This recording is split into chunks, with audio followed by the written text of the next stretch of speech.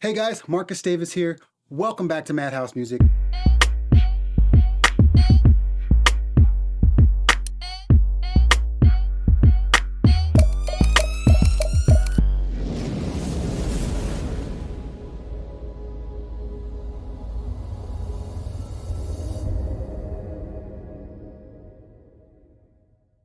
I know it's been a minute since I've been able to post something on YouTube or Instagram. Just been really busy with this new project. Nadine Lustre recently signed to Careless Records. We did her whole album here, mixed, mastered, a lot of production done here. And I just wanted to share this album with you guys. I'm so proud of this album and so proud of this company for taking a risk, doing unique artistic stuff, and not being afraid to step out there. And so this album to me has been an inspiration for me, and I hope it's an inspiration for you. I just want to share with you some of the unique things we did as far as mixing. I'm going to be breaking down the latest single that I just mixed and co-produced with them called Wildest Dreams. And I think you're really going to love this song. And I just want to dive in. Hopefully you're inspired. I was definitely inspired. It's not every day we get to work on projects like this. A lot of the stuff that I do in this business, is more or less just being dictated to and, give the client exactly what they're asking for. When Careless approached me, when James Reed approached me about this album, he said, man, just push the envelope. We want to be artistic. We want to be creative. We want to do something that hasn't been done. And so it was truly an honor and a privilege to work with these guys on this project. And I feel like you guys are going to love some of the stuff I have to show you. So before we dive in, remember to like, remember to share, remember to subscribe if you're not subscribed. It helps me out. I want to get back into doing these videos for you guys. I'm going to be sure to be doing more videos like this where I walk you through some of the stuff that I'm doing and I talk you through some of the inspiration for me with it and the overall approach. I think for those of you who have gotten past the beginning stage and are moving into the intermediate stage, this is really going to be something you're going to like. So let's dive in. All right, so I'm going to start this by saying there are two sides to mixing. There is a technical side to mixing, and then there's a creative side to mixing. So what we're going to be discussing more than anything in this video is the creative side of mixing. Honestly, if you're inexperienced, if you're just beginning with mixing, this is probably not the video for you. This video is definitely going to be focused towards people who've got the technical side down and are looking for some things creatively, some creative inspiration to kind of help their mixes stand out from the bunches of other mixes that are out there. The whole nature of this particular project was all about being artistic. From the writing standpoint to the production standpoint to the mixing and the mastering, we wanted to push the envelope, do something artistic, do something that really expressed the nature of these songs and the meanings behind these songs. This is a very dream world that has a lot of deep meaning for this artist, and we wanted to capture that through the mixing, through the production, and through the writing. So like I said, this video is going to be focused on those creative things that we did to really help tell the story of what this song is about, what the feeling it should be invoking is, and I think you're going to really dig it once we dive in. So first off, let's just take a listen to these vocals here in the beginning. You'll notice here we've got 84 tracks, so I won't be going through everything. I'm going to just jump around a bit, show you some of the unique things that we've done with this thing, some of the things I think are most useful to those of you who are looking for inspiration. So I'm going to open up this track stack here, and what you'll see is we've got a stack of vocals here. This is how we start off with this song. So Nadine recorded 4 takes of this all the way through this intro, and then what I did is I lined up all the takes really tight, and I went in and I pitched them really, really tight to each other, and I fixed the timing really, really tight so that they almost sound like one vocal, but they have this really plush sound. So let's take a listen. I need to breathe, falling deep into the water, stuck in a dream, everything I touch is treasure. See the flowers blooming, days are moving. So you get the idea, right? And this section alone probably took me like an hour or two just to really clean up the timing and the pitch so that they all sound like one plush vocal. Then I panned them hard left and hard right all the way down so that you get that real wide. Actually, these 2 tracks aren't panned so hard. But the idea is to get that really wide, dreamy, silky type vocal. But again, this only works if the timing and pitch are really tight. You'll also notice here where I have dream voice, basically all I did, and I can't show you exactly now because it's already kind of been bounced as audio, but I'll play it for you so you can hear it.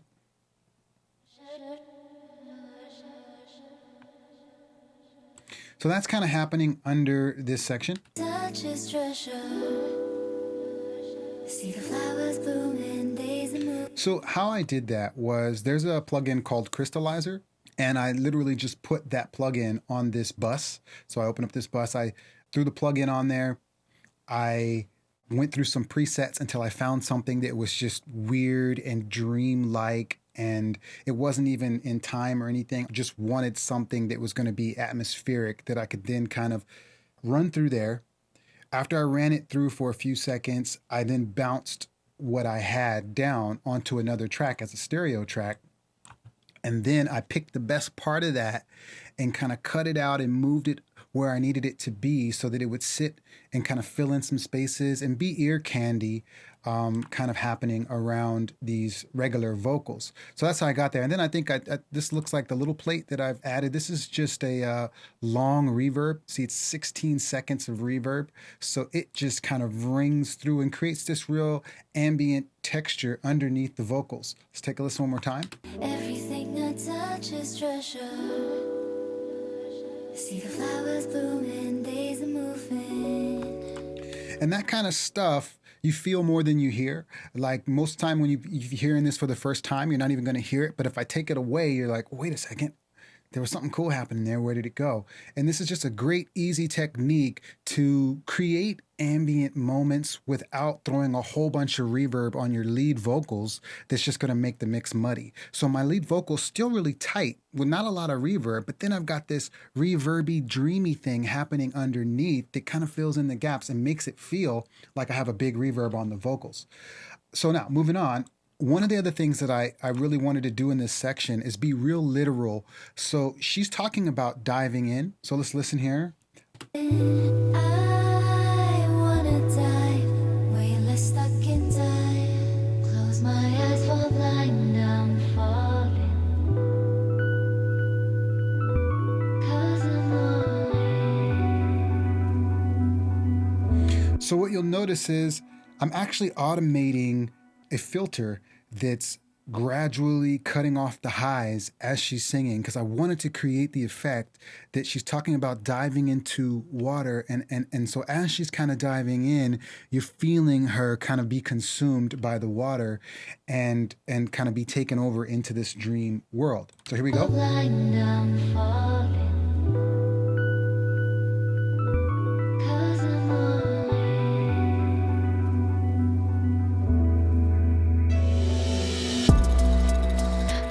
And so you'll notice here, let's see what this one is, this long stereo track that I've just bounced out. Yeah, so what I did there is I just cut out the last word, because I'm all in. I cut that out and then put it on a separate track, added a crazy delay to it so that it rings forever, added some crazy effects to it, and then just bounced it in place. And it's another one of those things, it's something you're going to see as a common theme in my mixing, where I'm just doing extreme things on a separate track that I can kind of blend under quality vocals.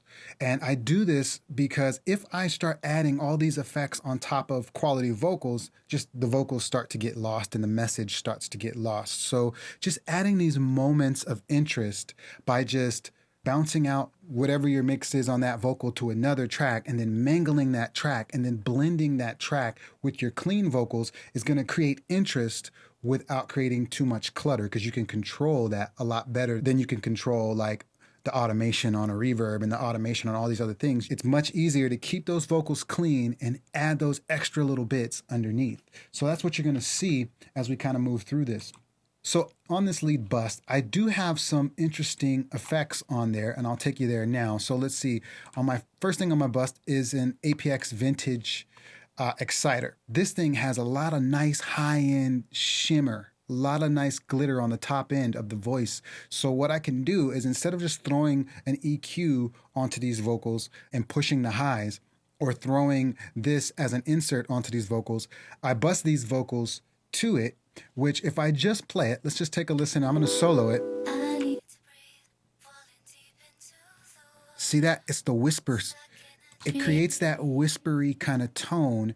And what I'm able to do is blend that whispery tone in with the regular vocals and get this really silky kind of sound. So that's the first thing that's happening there on my bus. The second thing that's happening is a cool big reverb, also from the Waves bundle. I use pretty exclusively Waves. I just know them well. I've been using them for many years and I love what they make.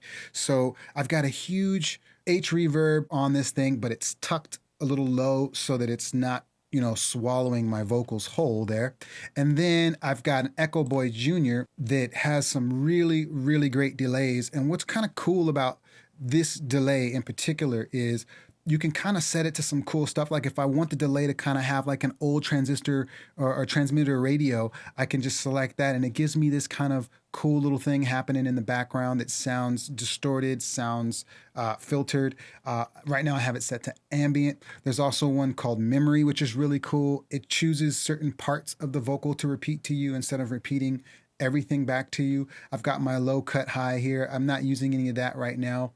But yeah, really cool delay. I have it on ping pong, which is going to make it cross between the left and right speaker back and forth, which is also a cool effect if you're looking to create interest and, you know, like ear candy. So there you go. That's what I'm doing there. That's happening over the top of all of these vocals.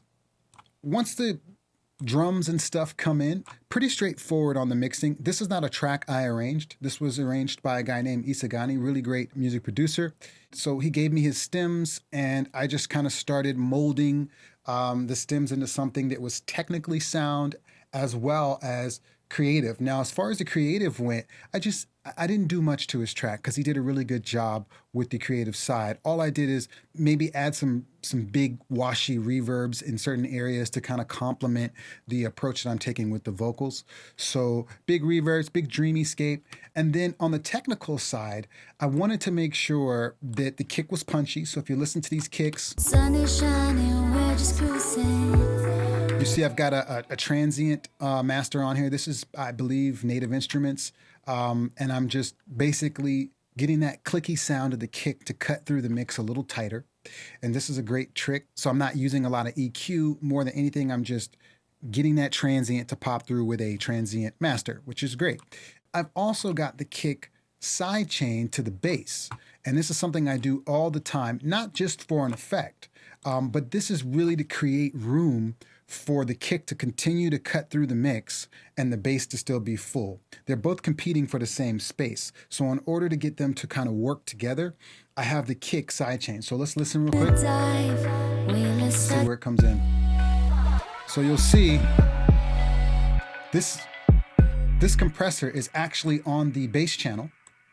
And every time the kick hits, it ducks the bass just a little bit. I've got a relatively long release or a medium release and a really quick attack. And I'm able to set that by just going up here and telling the sidechain, look for the kick track, which happens to be audio 49.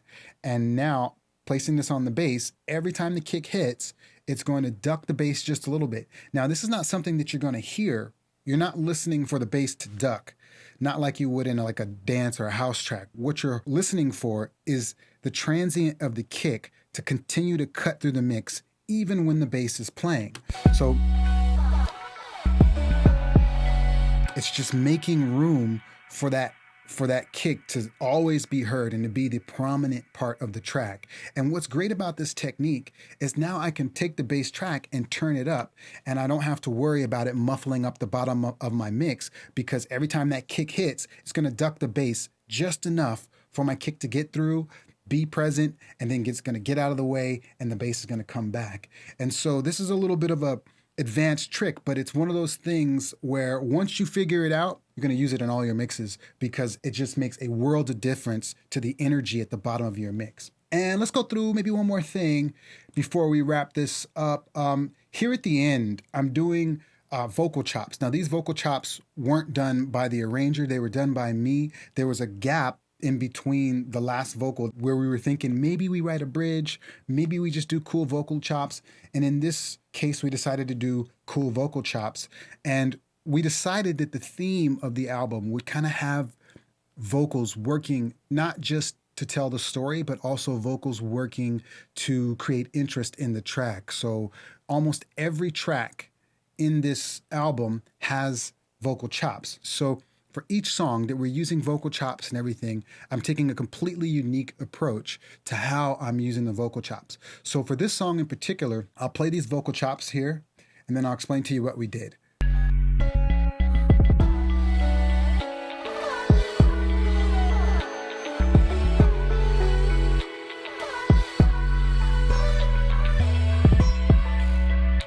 Okay, so that kind of happens throughout the rest of the song. Even when the main vocals come back in, underneath there's a pad of these vocals happening. So the first thing that I did is I cut out her singing Fallin', which I think happens in the hook here. These fall-ins, I cut them out, threw them in my MPC, chopped them up in the MPC, replayed them back over the top of the beat with kind of a chopped kind of a feel, like I was playing back a sample. Once I got something that I liked, I committed to that, bounced it in place. So now I have a stereo track of these chops. And now I can play with these chops in the software. I can move them around. I can add more effects. And so the next step for me was applying more effects. So mix-wise, I'm just ducking out a lot of the bottom, a lot of the top, just to kind of create a radio effect, right? Then the next thing I did is I ran it through Berserk. Now, Berserk is a free plugin that comes with Waves. They just released it maybe a few months back, and it was free. I downloaded it. Really, really, really cool distortion plugin that if you don't have it, you should absolutely get it. And to be honest with you, I don't know how the hell to use it. All I do is I go up here and I click through these presets until I get something that sounds badass. But the truth is, there's so much going on here. I don't have the time to learn it. So my suggestion is get it, go through the presets until you get something really cool and throw it on there and see what you get. So with it on there, this is what I have. That's off. It's giving it the distortion. It's giving it a bit of an amp feel, a little bit of a growl to it, right? And then I'm using Little Altar Boy. But what you're going to notice about Little Altar Boy is I'm automating it. So if I click on this and I open it up here, we're going to go to the lane that I've got Little Altar Boy on. Little Altar Boy. And there you go. So I'm literally, if I zoom in here, it's crazy, and I'll admit it is crazy.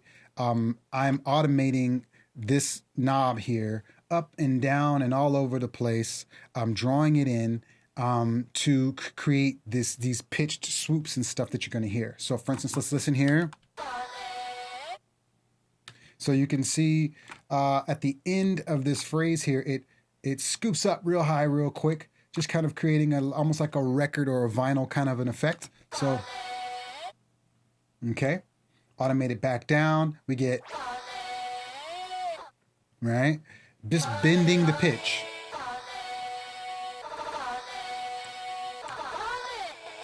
Yep, so we just scooped up an octave there. So yeah, I went through and literally just drew in random stuff until I found something that I liked. And then when I got stuff that I liked in each area, I cut and copied and moved stuff around. James came into the studio. We listened to the chops. We moved stuff around and we figured out what was feeling good for the both of us. And we kind of landed where we are now with just what looks like a hot mess, but actually is something unique and signature-esque for this song.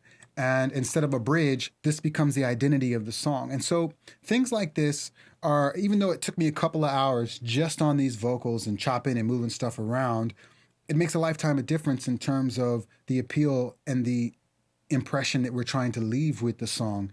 We wanted to do something, like I said, that pushes the envelope forward in terms of creativity.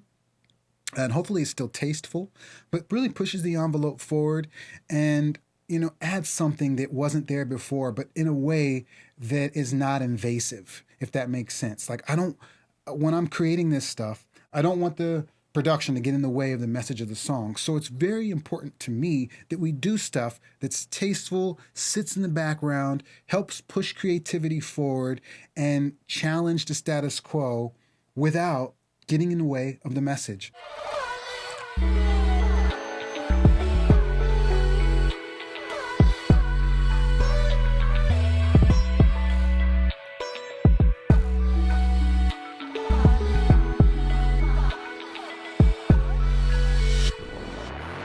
I'm seeing purple and